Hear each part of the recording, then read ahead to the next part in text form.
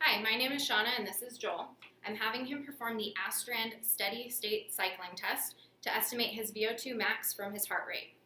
He's been warming up now for about 3 minutes at 50 watts. So right now I'm going to bump him up to 150 watts. The reason I bumped him up to 150 watts is because this is an appropriate workload according to the Astrand protocol for a healthy active male. Joel is a healthy active male with low cardiovascular risk. He actually has no risk factors for cardiovascular disease. He exercises regularly. Before the test, we took baseline values. His RPE, his rate of perceived exertion, or basically how hard he thinks that he is working, was 7 before the test started. His resting blood pressure was 110/68, and his heart rate was 66 beats per minute.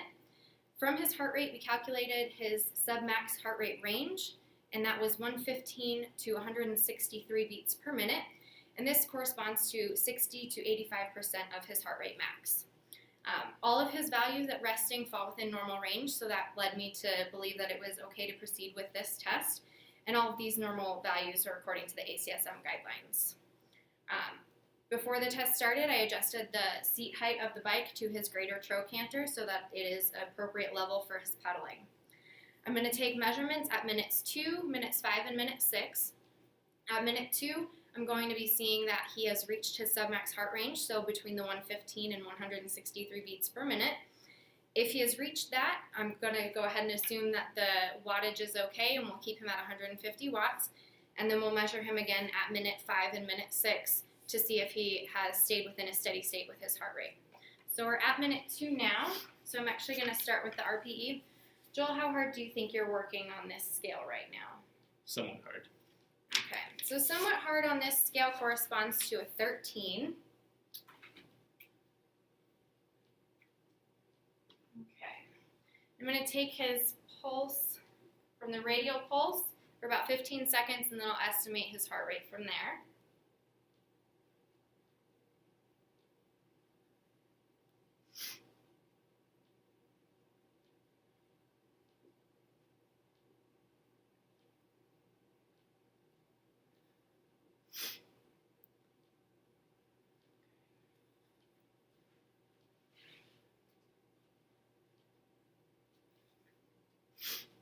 His heart rate was 132 beats per minute, which was in that submax range.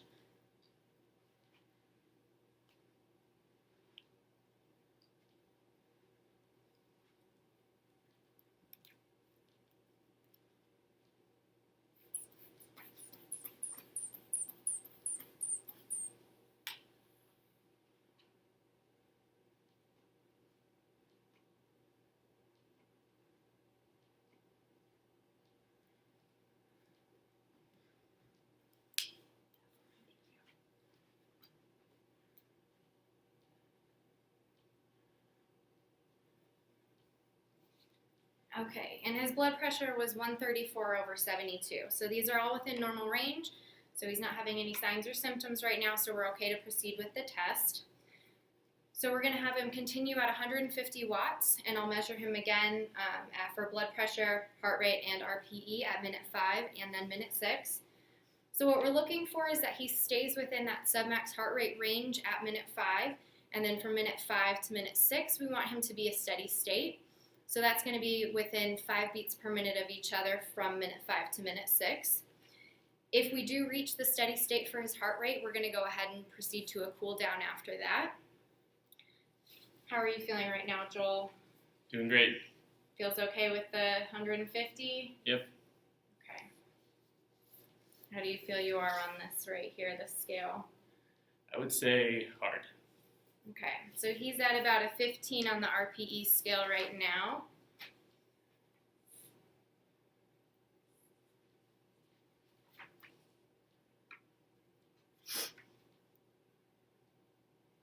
All right, we're almost at minute 5, so we're going to go ahead and get started again. I'm going to start with your heart rate this time.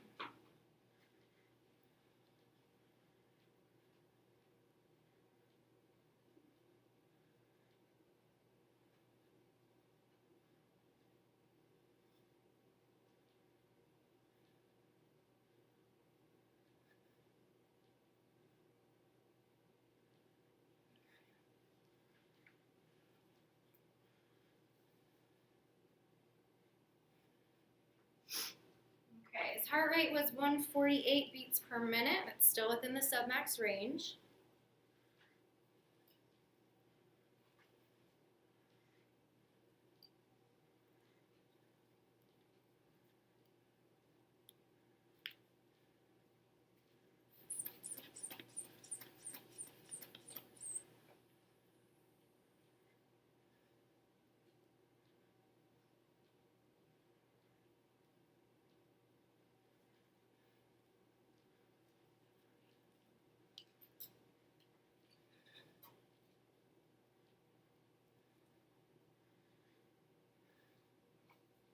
Okay, and his blood pressure that time was 146/74. Since this is in normal range, we're going to go ahead and proceed with minute 6. At minute 6, I'm just going to measure his heart rate and his RPE to make sure that he has reached that steady state. So where do you feel that you are on this scale right now, Joel? I would say between hard and very hard. Okay, so that corresponds to a 16. And I'll take your heart rate one last time.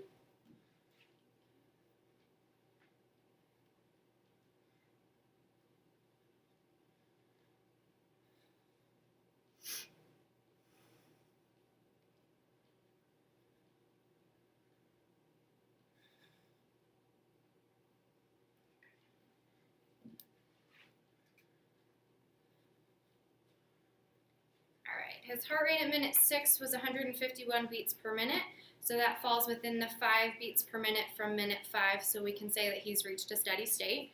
So we're going to go ahead and lower him back down to 50 watts for a cool down.